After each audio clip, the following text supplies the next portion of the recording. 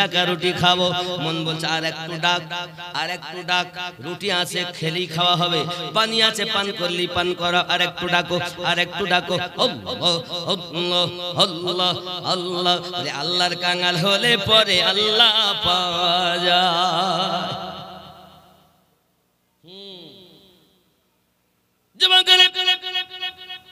ফরিদ 12 বছর আবার কেটে গেল, মায়ের কাছে এসেছেন, রুটি ওইভাবে রাখা, পানি রাখা। আপনার ব্রেন হয়তো এখানে চক্কর খেয়ে যাবে, আমিনুদ্দিন ভাই এই কথা কি কখনো মেনে নেওয়া যায়? কেমন করে মানবো? 12 বছরে রুটি নষ্ট হয় না। একদিন আমরা রুটি রাখলে শুকিয়ে হাড় হয়ে যায়, 12 বছরে রুটি নষ্ট হয় না। বাবারে রুটি নষ্ট হবে না আল্লাহ পাকের দয়ায়। যেমন আল্লাহর কোরআন থেকে আপনি প্রমাণ পাবেন, আল্লাহ পাকের কোরআন থেকে প্রমাণ নেন। একজন আল্লাহ পাকের নবী ছিলেন, বাবা বাপের বয়স 20 বছর, বেটার বয়স 100 বছর। আরে শুনি আপনাদের রাগ হবে না? ছেলে 100 বছরের আর বাপ 20 বছরের কোনদিন হয়? আল্লাহ পারে না? কথা বলেন না কেন? আল্লাহ পারেন? আপনি হয়তো বলেন হুজুর তাহলে কে? আল্লাহ নবী হযরতে উযাইর আলাইহিস সালাম। জোরে বলুন সুবহানাল্লাহ। হে বাবা, এখন উনি এক সময় আঙ্গুরের রস আর একটি গাধা রেখে শুয়ে পড়েছেন, এক ঘুমে 100 বছর পার। তখন ওনার বয়স ছিল 20 বছর, একটা বেটা, বুঝেছেন? এখন বাপ আমার উনি 100 বছর ঘুম ভেঙেছে, ভেঙে দেখতেছে যেমন আপনার রস রাখা ছিল তেমন, গাধা যেমন রাখা ছিল তেমন। এই 100 বছরেও ওই আঙ্গুরের রস আমরা এই সকালবেলা যদি ফল ছিলি, সন্ধ্যাবেলা বলে ওই বিষাক্ত হয়ে গেছে, ফল খাওয়া যাবে না, বলি না বলি না বলি না, ডিসকালার হয়ে যায়। আর আল্লাহর নবী উযাইর আলাইহিস সালাম রস রেখে শুয়েছেন, তো 100 বছরেও কালার নষ্ট হয়নি, যেমন ছিল তেমন আছে। জোরে বলেন। এটা আমাদের হুজুর, এত হুজুর তো সবচেয়ে ভালোই জানেন। হ্যাঁ জানেন, উনি তো প্রধান শিক্ষক, জানেনই। আমি ভুল বলছি না হুজুর? একদম ঠিক কথা। দেখেন কোরআন শরীফেই আছে। তাহলে আল্লাহ পাক কি না পায়? দয়া কার, খোদার খেলা কার? আল্লাহ বান্দারে করে খেলা, সুখ দুঃখের বসিয়ে মেলা রে।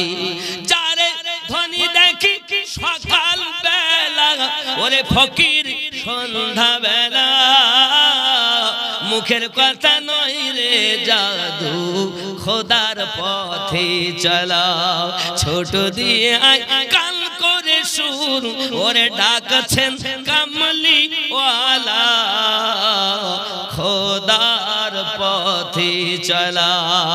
আল্লাহুম্মা সাল্লি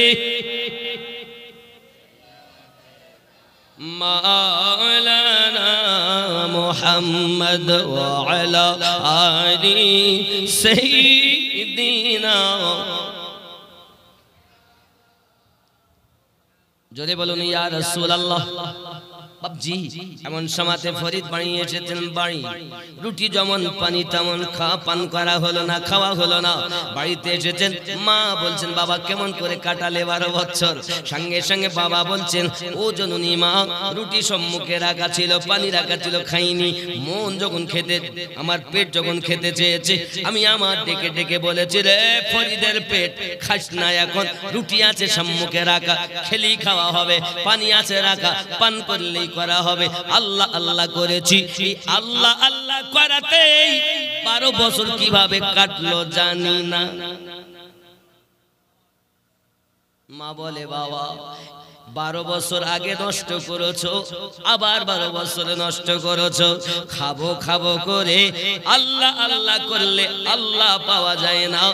12 24 বছর বেকার হয়ে গেল রে বাবা। যা বাবা যা, তোকে পেটে রেখে আমি বড় ভুল করে ফেলেছি। মানুষের মতো মানুষ হবি, তারপরে আমার সাথে মা বলে তুই পরিচয়, আমাকে মা বলে ডাকবি, সন্তান বলে পরিচয় দিবি। আমি তো বুঝলাম না তোর মতো বেটা পেটে রেখে আমি অত ভুল করে ফেলেছি। তুই আলেম হলি বটে, শরীয়তের আলেম হলি, জ্ঞানী বলে দাবি করতে পারবি না।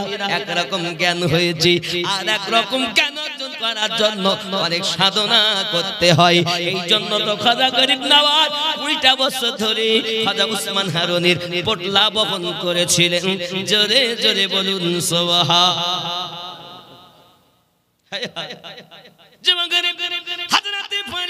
আবার জঙ্গলে চলে গেলেন। জঙ্গলে যাওয়ার পর এ বাবাজিরা আমার কিনা জঙ্গলে যাওয়ার পরে দেখেন জঙ্গলে একটা কুয়া আছে। বাবা আমার এমন সব পিপাসা লেগেছেন, কিন্তু কুয়ার নিকটে যাইয়া দেখে পানি খুব নিচে, বালতি নাই, রশি নাই, কেমন করে খাবো, পানি পান করা হবে না। উনি একটু সরে গেছেন, দেখে জঙ্গল থেকে একটা হরিণ বেরিয়ে মুখ লাগিয়ে চাপ চাপ চাপ করে পানি পান করে। ডাক দিয়া কয়, হ্যাঁ আমি গেলাম পানি দূরে আর হরিণ খায় মুখ লাগিয়ে, ব্যাপারটা কি? উনি আবার এলেন, দেখে হরিণী চলে যায়। উনি আবার চাইয়া দেখে পানি তো দূরে, তো খায় কেমন করি হরিণী? উনি দূর থেকে দেখছেন হরিণ আবার এসেছে পানি খায়। এমন সময় আল্লাহকে ডেকে বলে, মালিক রে গো, জঙ্গলের জীব তোমার পানি খেতে পাবে, আমি খেতে পাবো না, এ কেমন বিচার?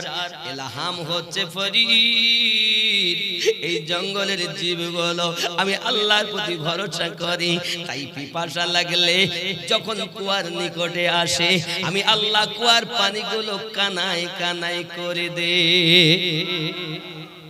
তোর ভরসা হলো বালতি আর রশির উপরে, এই জন্য তোকে বালতি রশি জোগাড় করি পানি তুলতে হবে। ফরিদ বলে, আমি তো বড় অপরাধ করলাম, এদিকে 24 বছর গেল, সেও বেকার হয়ে গেল, কয়দিন ইবাদত করেছে, নামাজ কওয়াক তো পড়ি, বলে আমার মতন হুজুর আর নাই। ও যুবক রে, হযরত ফরিদ করল কি? এবার নিজেকে মনকে শাস্তি দেওয়ার জন্য, নিজে মনের সঙ্গে যুদ্ধ করার জন্য, ওর এই জন্য বলা হয়েছে, ওরে নবী ওলি জীবন ভরে মনের সঙ্গে যুদ্ধ করে রে, তবেই নিজের মনকে ধরে মানুষকে মানুষ হওয়া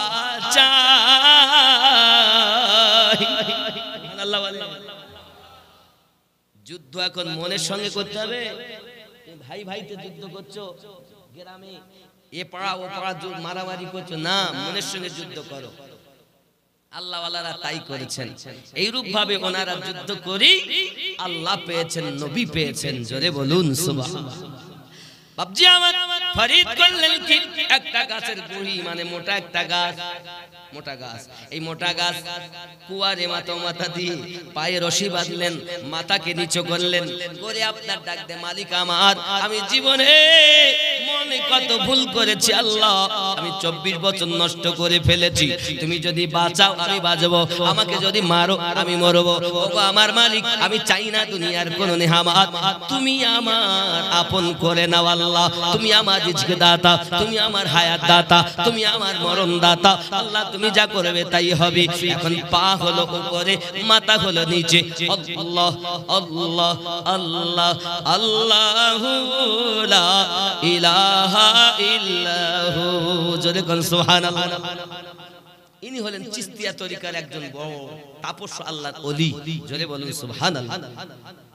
এখন ফরিদ মাথা নিচু আল্লাহ আল্লাহ করছেন, একদিন, 2 দিন, 3 দিন, এমনি করে 1 মাস, 2 মাস, 1 বছর, 2 বছর, 5 বছর, এই করতে করতে 12 বছর পুড়ে যাবে। ওইভাবে ঝুলে আছে, ঠান্ডা গরম শীত, আল্লাহর দয়া পায় ঝুলিয়ে আছে। জঙ্গলের ভিতর থেকে কাক বেরিয়েছে, কাক বেরিয়ে বলছে, ফরিদ আমি ক্ষুধার্ত, আমাকে খেতে দাও। ফরিদ বলে, আমি কি খেতে দেব? তোমার দেহে তো অনেক খাবার আছে, আমাকে দাও। এখন কাক বাহুর উপরে বসেছে, বসে বলছে, ফরিদ খেতে দাও। বলে, খা, আমার দেহে অনেক খাবার। যেই ঠোঁট মারে খট করে আওয়াজ হয়, গোস্ত তো নাই, হাড্ডির সাথে চামড়া লেগে রয়েছে, গোস্ত সব শুকিয়ে গেছে।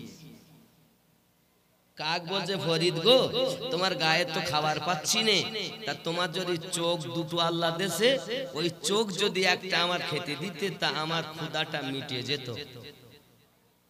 ফরিদ ডাক দিয়ে বলে, আল্লাহ আমার দিয়েছ তোমার নেয়ামত 2টি চোখ, এই এই জঙ্গলের কাক তোকে যদি আমি আমার চোখ দিয়ে দিই, এই চোখ দিয়ে আল্লাহর নিয়ামত দেখবো কেমন করি? কাক ডাক দিয়ে বলে ফরিদ তুমি না শ্রেষ্ঠ জীব, আমি হলাম জীব, জঙ্গলের জীব। কয়েকদিন ধরে ক্ষুধার্ত, জানি দানকারীকে নাকি আল্লাহ বড় ভালোবাসে। ওগো ফরিদ তুমি কি পারবে না একটা চোখ আমাকে দিতে? ফরিদ চিন্তা করে আহারে সব তো আমার বেকার হয়ে গেল, আমি এই চোখ দিয়ে পাতা দেখেছি আর আপনার কিনা পাতা ছুঁয়েছি, হাসরের দিন যদি চোখ যাইয়া আমার উল্টা সাক্ষী দেয় তখন আমি ফরিদের কি হবে? ফরিদ রে অন্তত ফরিদ ডাক দিয়ে বলে কাক আয় আমার কাছে আয়, আমার একটা চোখ তুই তুলে নে, খবরদার আর একটা চোখে যেন আঘাত করবি না, কারণ একটা চোখ চলে গেল আর একটা চোখ দিয়ে খোদার নিয়ামত দেখতে পাবো। হযরত ফরিদ নিজের একটি চোখ দিয়ে দেন, কাক বাহুর উপরে বসে ঠোকা মারে। কত জ্বালা হয়, মুখের কথা নয় রে জাদু, আল্লাহর পথে চলা। যুবকের হযরত ফরিদ ঠোকা মেরে মেরে চোখটা তুলে নেয়, কত কষ্ট হয়। ফরিদ কিছুই বলে না। চোখটা যখন দান করে দিয়েছেন, কাক মনের সুখে খায়, আপনার আনন্দে চলে যায় আর বলে আয় ফরিদ আমি আল্লাহর কাছে ফরিয়াদ করি, আল্লাহ যেন তোমাকে জামানায় কুতুব বানায়া দেয়। হযরত ফরিদ রাহমাতুল্লাহ আলাইহি আবার আল্লাহ আল্লাহ করি চলেছেন। আবার একটা কাক এসেছে, এসে বলছে ফরিদ আমি বড় ক্ষুধার্ত, খেতে দাও। আল্লাহর খেলা বোঝা যায় না রে বন্ধু, কাকে কি দিয়ে আল্লাহ কিভাবে পরীক্ষা করেন বোঝা যায় না রে বাবা। হযরত ফরিদ করলেন কি, ডাক দিয়ে কি কথা বললেন, ওগো জঙ্গলের কাক আমি তোমাকে দিতে পারবো না, আমি তোমাকে খেতে দিতে পারবো না। সঙ্গে সঙ্গে ডাক দিয়া কয় ফরিদ গো জঙ্গলের একটি কাক তোমার কাছে খেতে পাবে আর আমি তোমার কাছে খেতে পাবো না, কি কেমন পরিচয় দিতেছেন? মেহেরবানি করে যদি আর একটা চোখ যেটা অবশিষ্ট আমাকে যদি দেন তাহলে আমি বড় খুশি হইয়া যাব, কিছু চাই না ফরিদ, অবশিষ্ট চোখটা তুমি আমায় দাও। ফরিদ অনেক চিন্তা ভাবনা করি দেখে আহারে রাখে আল্লাহ মারে কে, আল্লাহ যদি বাঁচায় আমি বাঁচবো, আল্লাহ যদি মারে আমি মরবো, এই চোখ আর আমি রাখবো না। এটাও ছিল আল্লাহ পাকের একটি পরীক্ষা। ওগো আমার যুবকেরাও, ওরে আমার সোনামানিকেরাও, হযরত ফরিদ বলেন কাক আয় আর কাঁদিস না, এই চোখটা তুই ঠুকে ঠুকে খাও। চোখটা আপনার ঠুকে তুলে নিয়েছে, চোখটা খেয়ে নিয়েছে। ফরিদের 12 বছর পূর্ণ হয়, কেমনে আমি বাড়ি যাব, কেমনে আমি আমার মাকে দেখবো, কেমন করে কি হবে, এই চিন্তা ভাবনা করছেন।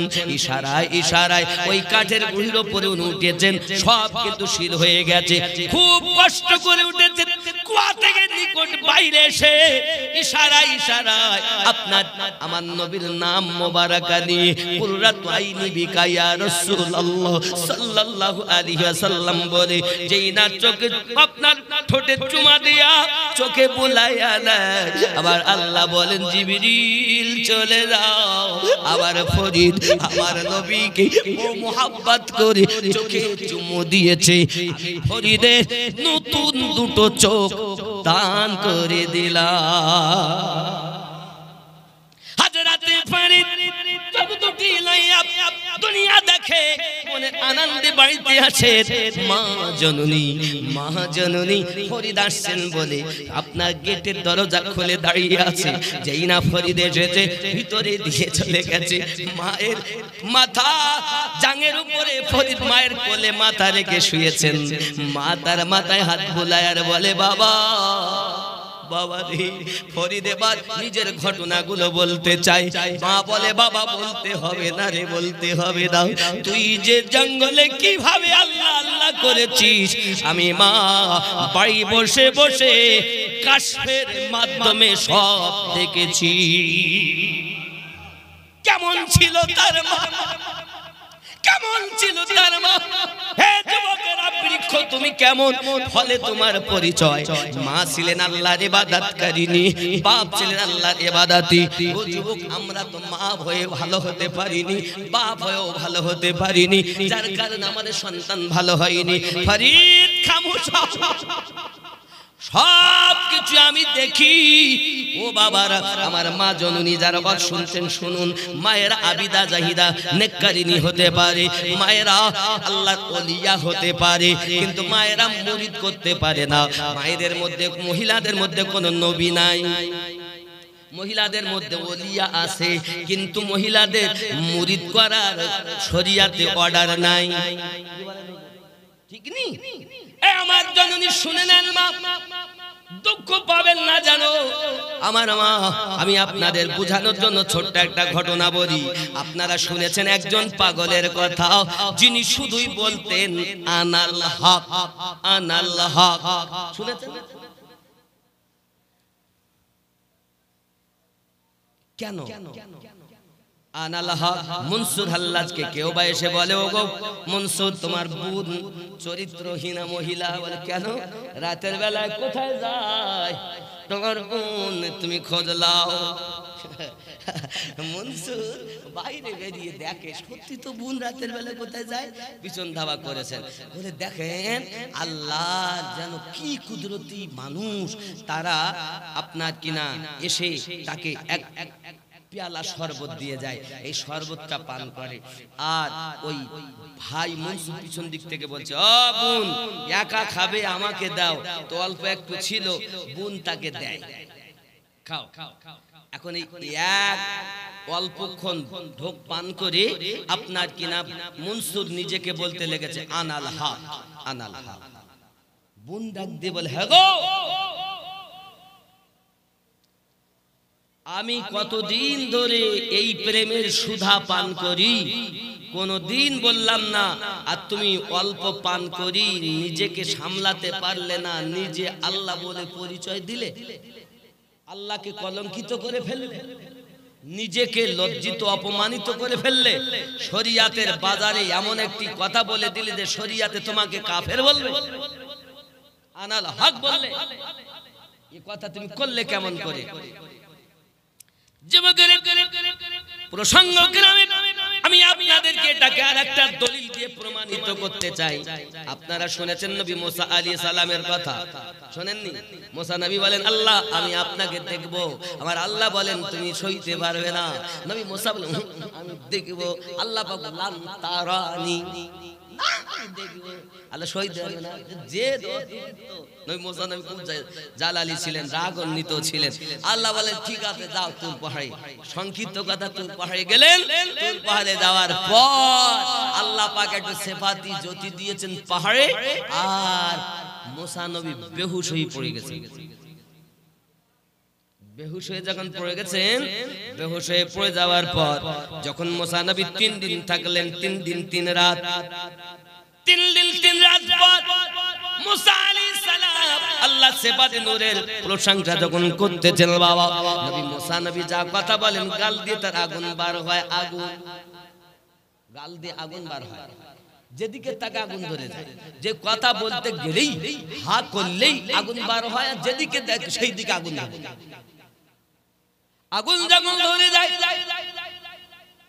নবী মুসা আলাইহিস সালাম পরেশান। আমার আল্লাহ পাক আল্লাহ তাআলা বলেন, নবী মুসা আমি আল্লাহ পাক আল্লাহ তাআলা সেফাতি নূর দিলাম, তুমি সইতে পারলে না। তবে জেনে রাখো, আমি তোমাকে একটা সংবাদ দেই, আমার আখিরি জামানায় আমার হাবিবের উম্মতের ভিতরে এমন কিছু দরবেশ থাকবে, প্রতিদিন আমি আল্লাহ পাক আল্লাহ তাআলা তাকে 70 বার করে এরকম নূরের ঝলক 70,000 পর্দা তুলে তাকে দিদার দেব। দরবেশ দরবেশ দরবেশ, তবু তারা সইতে থাকবে, কখনো কিছু বলবে না, তারা সহ্য করতে পারবে। ওগো নবী মুসা, জেনে রাখো তাদের ভিতরেও প্রেম আছে, জেনে রাখো তাদের ভিতরে মোহাব্বত আছে। আমার হাবিবের উম্মতের ভিতরে দরবেশ যারা হবে, তাদের ভিতরে এই অগ্নি জ্বালা থাকবে, প্রেমের আগুন থাকবে। আয় নবী মুসা, যদি তোমার মুখে ওই জিনিসটা আগুনটাকে তুমি নিভাতে চাও, কোন দরবেশ ব্যক্তির পরিহিত জুব্বার এক টুকরা কাপড় মুখে বেঁধে লাও, তোমার মুখ থেকে আগুন বার হওয়া বন্ধ হবে। যুবক আমার, আল্লাহর নবী মুসা আলাইহিস সালাতু সালাম তাই করা হলো।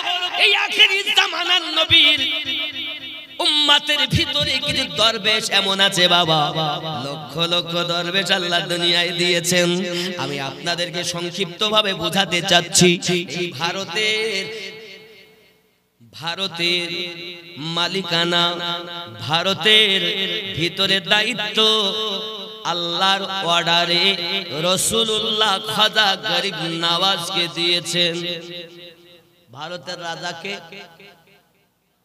রাজাকে খাজা গরিব নওয়াজ।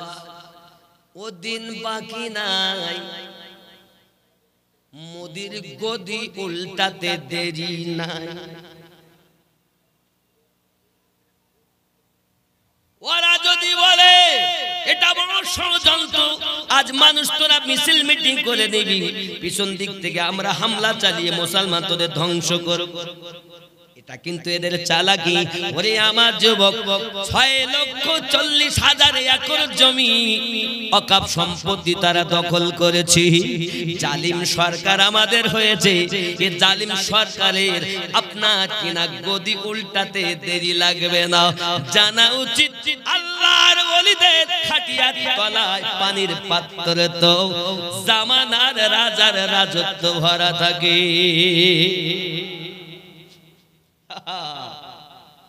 মুসলমানদের খেলো না মনে করে। বাবা আমার, আমি জিহাদি কথা বলি না, তবে এতটুকু কথা বলি, প্রেমের কথা। সময় এমন এসেছে, জিহাদের সময় এসেছে, তবে জিহাদের জন্য আমাদের তৈরি হতে হবে না। বিশ্বযুদ্ধে একবার হবে, আর এর জন্য আল্লাহ সেনা সৈন্য নিযুক্ত করে রেখেছেন। জোরে বলে, আল্লাহ নিযুক্ত করে রেখেছেন সেনা, চিন্তা নাই। আব্বা আমার হাও গিলতে গিলতে এত গেলা গিলে ফেলেছে। আব্বা দেখুন ইতিপূর্বে কি বললো, তালা। সে নিজের একটা বউ রাখতে পারেনি, ও অন্য বউ নিয়ে চিন্তা ভাবনা করছে। একটা নিজের বউ তো রাখতে পারেনি। মোদী সরকারের বউ আছে, নিজের বউ তো একটা বউ তো রাখতে পারেনি। জনগণ আমাদের বউদের চিন্তা ভাবনা করছে। আল্লাহ আমাদেরকে খাওয়ায় কে? আমাদেরকে বাঁচিয়ে রেখেছেন কে? তার দয়াতে বাঁচি। যাই হোক, চিন্তা নেই, আমরা সব এক হয়ে মুসলমান, এক হয়ে একই আওয়াজ দেব, আমাদের নবী এক, আমাদের ধর্ম ইসলাম। ইসলামের আলো, ইসলামের আলো, আল কোরআনের আলো, নবীর প্রেমের আলো, হৃদয়ে মাঝে জালো নবী পাকের প্রেমের আলো। হা হা, প্রেমিক লাভ আছে, চিন্তার কারণ নাই। যুবক অবিলম্বে আমাদের শেষ করে ফেলেছে বাপ। আর এ কথা আসাদুদ্দিন ওয়াইসি অনেক দিন থেকে বলতেছে, আর বাপের বেটা এমনকি ছেড়ে বলতে চায়। ওরা কি বলল? সরকারের আইন টাকলা টাকলা টাকলা বলেছে হুজুর। এ সরকারের আইন মানতেই হবে, সবকে মানতে হবে। ও টাকলা জানে দুনিয়া আল্লাহর আইনে চলে, নবীর আইনই চলে।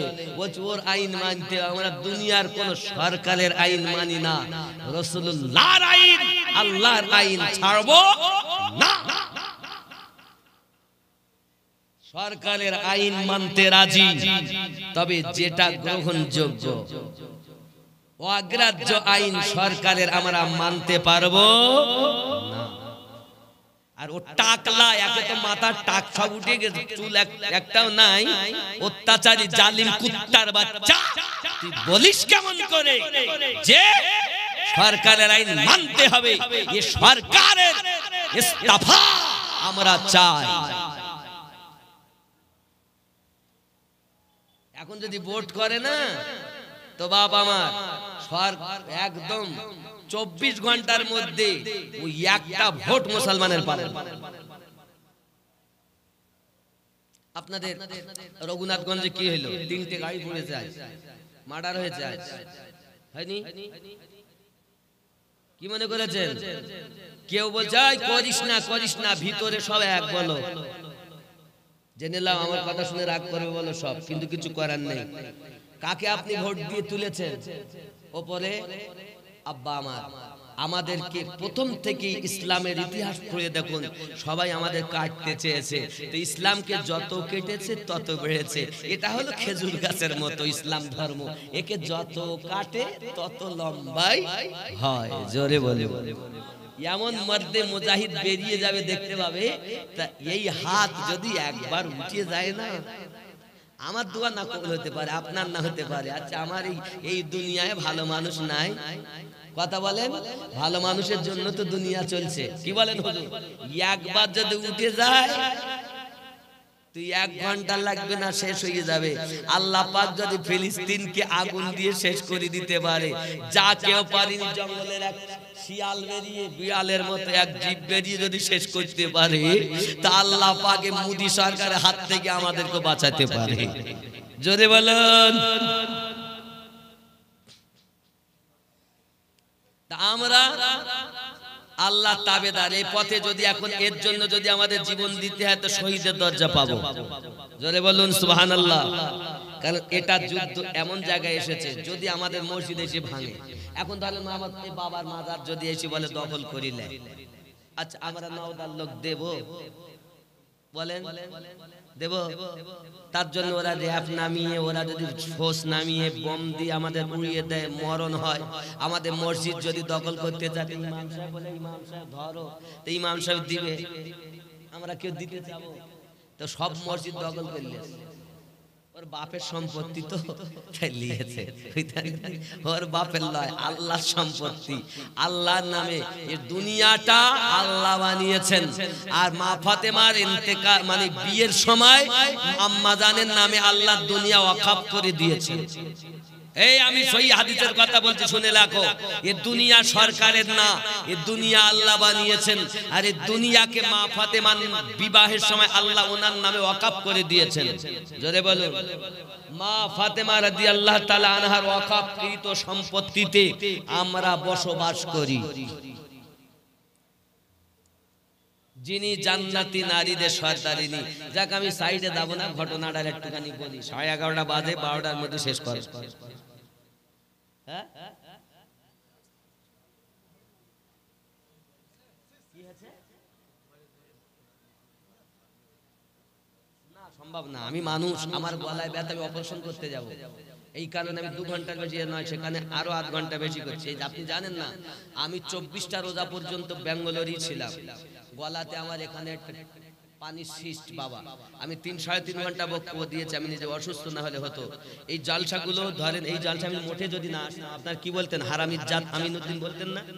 ও হারামির বাচ্চা, দাওয়াত নিয়ে আসেনি তাই বলতেন। ভালো করে শোনেন, আমি বসে থেকে ব্যাঙ্গালোরে টাকা খরচা করে গিয়ে 50,000 টাকা ব্যয় করে ফিরে এসেছি শুধু আপনাদের জন্য। যেগুলো জলসা নেওয়া আছে, আমি যদি না যাই, আর আমি অপারেশন করলেই আমাকে 2 মাস রেস্ট দরকার, তাহলে আমি আপনাদের জলসাগুলো আসতে পারতাম না। তো আপনারা আমাকে কেউ ভালো বলতেন, কেউ খারাপ বলতেন, আপনাদের জন্যই এসেছি। বাপ আমার, আবার আমাকে চলে যেতে হবে, অপারেশন করার জন্য দোয়া করবেন, তিনি বাঁচালে বাঁচবো, বলার ক্ষমতা দিলে বলবো না কেন। তবে যেটা 1 ঘন্টা বাড়াচ্ছেন সম্ভব না, আমি নিজেও অসুস্থ বাবা। আপনি দেখেন এই জায়গাটা দেখেন, মোটা হয়ে আছে। হ্যাঁ, মহরম আলী সাহেব আসতে বলেন, তাই কোথায় আটকে গেল?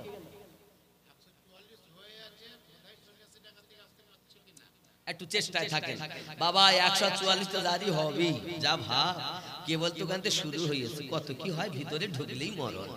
আমাদেরও রাস্তাঘাটে চলা বড় মুশকিল।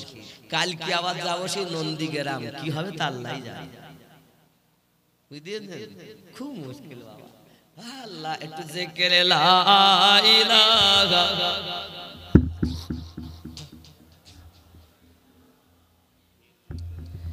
লা ইলাহা ইল্লাল্লাহু মুহাম্মাদুর রাসূলুল্লাহ লা ইলাহা একটু জোরে লা ইলাহা সবাই মিলে বলেন লা ইলাহা লা ইলাহা ইল্লাল্লাহু মুহাম্মাদুর সাল্লাল্লাহু আলাইহি ওয়াসাল্লাম। বাপজি আমার খেয়াল করুন, হযরত ফরিদ মায়ের কোলে মাথা দিয়ে শুয়ে আছেন। মা আদর করে সোহাগ করে, বাবা তোর মতো সন্তান আমি পেটে ধারণ করে আমি মা বড় গর্বিত হয়েছি, কারণ তোর সমস্ত চলা তোর সমস্ত বলা আমি মা সবকিছু দেখেছি, আমি সবকিছু জানি। বাবা ফরিদ রে, বাবা ফরিদ রে, এই জীবনটা আজ এটা হলো আখিরাতের খেতি বাড়ি বাবা, আর দুনিয়া মাজরাতুল আখিরা, দুনিয়াটা আখিরাতের খেতি বাড়ি।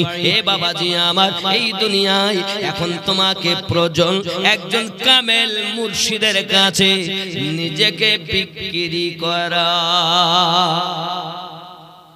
বেটা বলেন মা এতদিন 36 বছর আমি কাটালাম, এখন আমাকে বায়াত হতে হবে মা? হ্যাঁ বাবা, আমি শুনেছি নদীর ওই পারে হযরতে পীর শাহ কালান্দার রহমাতুল্লাহ আলাইহি বড় একজন আল্লাহর ওলি, ওনার কাছে আপনার চলে যাও, ওনার কাছে গেলে মনে হয় তোমার ঠিকানা পেতে পারো বাবা, যাও তার কাছে। এখন আপনার কিনা চললেন টুকটুক করে, মায়ের অর্ডারটা নিয়ে আপনার যাবেন। সম্মুখে হলো নদী, নদীতে কোনো নৌকা নাই, কোনো যানবাহনের ব্যবস্থা নাই। উনি ডাক দেয় কিভাবে যাব? এমন সময়তে নিজের রুমালটা আপনার কিনা বিছিয়ে দিয়েছেন বাবা পানির উপরে, রুমাল ভাসতেছে, ওই রুমালের উপরে চেপে গিয়েছেন। এক মায়ের দোয়া আর এক হলো খোদার ইবাদত। ও যুবকেরা, জওয়ানেরা, আপনাদের কাছে আমি অনুরোধ করব, সকালবেলা আপনি মাঠে যান, কাজে যান, দোকানে যান, ব্যবসায় যান, বাণিজ্যতে যান, যে কর্মে আপনি যাবেন, সকালবেলা উঠে মায়ের হাতে একটু চুমা দিয়ে, আব্বার হাতে একটু চুমা দিয়ে তারপরে আপনি যাবেন। আপনি যদি আপনার মায়ের এবং বাপের কদম বুসি করে যেতে পারেন আরো ভালো, যদি না পারেন হাতে অন্তত একটা চুমা দিয়ে চলে যাবেন। যত বড় মুসিবত আসুক না কেন, মায়ের দুয়ার বরকতে আল্লাহ মুসিবত দূর করে দেবে। মায়ের হাতে চুমা দিয়ে যাবেন তো? ওই ছেলেরা, আব্বা মা যাদের বেঁচে আছে, আব্বা ও মায়ের হাতে চুমা দিয়ে যাবেন তো? বলুন ইনশাআল্লাহ। আরে হুজুর আপনি যাই বলেন, বউকে চুমা দিতে ভালো লাগে, মাকে দিতে ভালো লাগে না। বউকে চুমা দিতে ভালো লাগে, একবার জিজ্ঞাসা করিনি কোন হাদিসে আছে, আর যেই বলেছি মার হাতে চুমা দাও তো কোন হাদিসে রইছে। তা বউকে চুমা দেওয়া কোন হাদিসে রইছে? ভালোবাসার হাদিসে রয়েছে, ওটা যদি ভালোবাসার হাদিসে থাকে তো এটা খুঁজে পাচ্ছ না।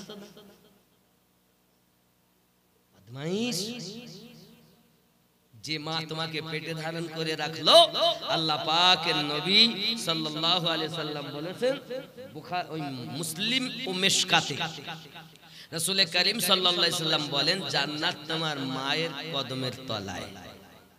জোরে বলুন। যাই হোক বাপ, তাহলে আব্বা মারাই মায়ের দিকে গেলে আবার সময় নষ্ট হয়, মায়ের কথা বলছি না। তাহলে আব্বা মায়ের হাতে চুমা দিয়ে যাবেন তো ইনশাআল্লাহ। যাদের মা বাপ বেঁচে নাই তারা কবরের কাছে কবর জিয়ারত করতেই যাবেন। ফজরের নামাজ পড়বেন, মায়ের কবর আব্বার কবর জিয়ারত করবেন।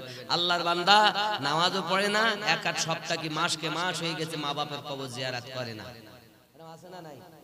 পেটে ধারণ করেছে, বাপ মা চলে গেছে আর নাই, কিন্তু সংসার নিয়ে এত ব্যস্ত বাপ মায়ের কবরের কাছে যাওয়ার সময়।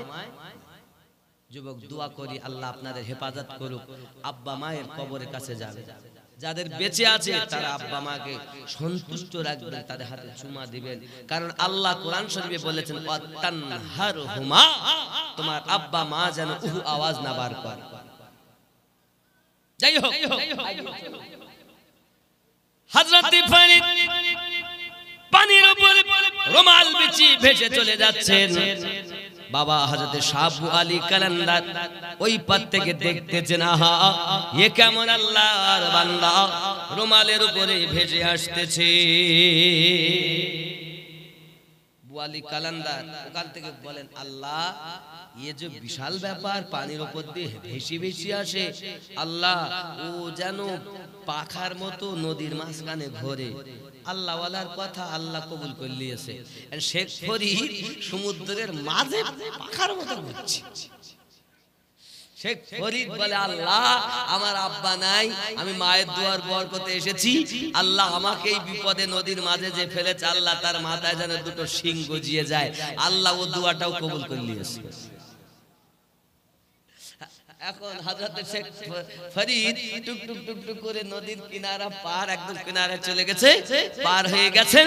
গিয়ে দেখতে শাহ আবু আলী কালান্দার রহমাতুল্লাহ মাথায় দুটো গরুর মতো শিং।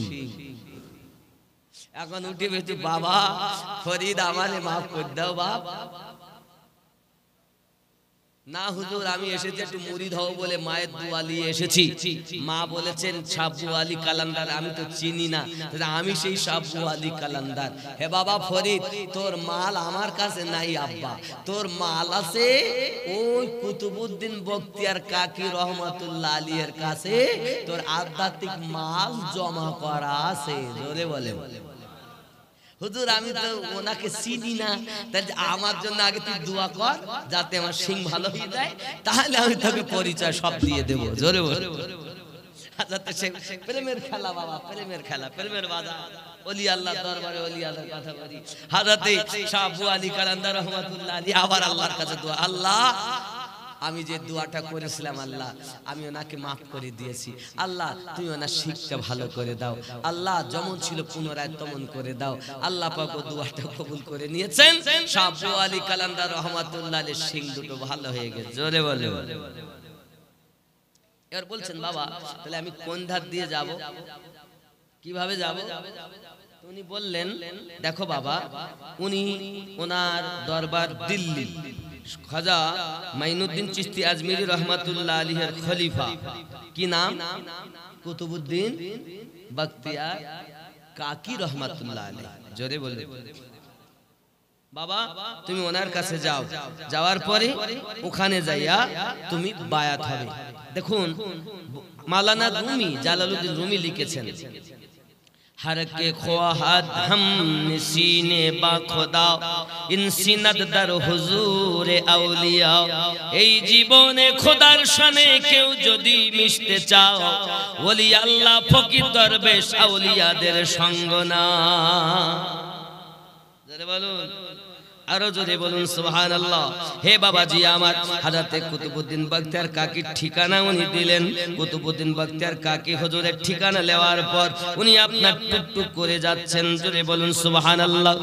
একজন নবী আসিলেন গো সোনার মদিনায়, একজন নবী আসিলেন গো সোনার, আমার সঙ্গে বলবেন, একজন নবী আসিলেন গো সোনার মদিনায়, একজন নবী আসিলেন গো সোনার, আপনি আওয়াজ দিবেন না, সোনার মদিনা, এই কথাটা জোরে বলতে পারবেন না? একজন নবী আসিলেন গো সোনার না, একজন নবী আসিলেন গো সোনার, যার প্রেমেতে মজনু হলেন খোদে রব্বানা, একজন নবী আসিলেন গো সোনার মদিনায়, একজন নবী আসিলেন গো সোনার, যাহার আগমনের তরে কাবা ঝুঁকে সাজদা করে, যাহার আগমনের তরে কাবা ঝুঁকে সাজদা করে, যিনি আমার নূরের নবী, যিনি আমার নূরের নবী শাহে মদিনা, একজন নবী আসিলেন গো সোনার, একজন নবী আসিলেন গো সোনার মদিনা, একজন নবী যার প্রেমেতে মজনু হলেন খোদে রব্বানা, একজন নবী আসিলেন গো সোনার মদিনা। জোরে বলুন সুবহানাল্লাহ।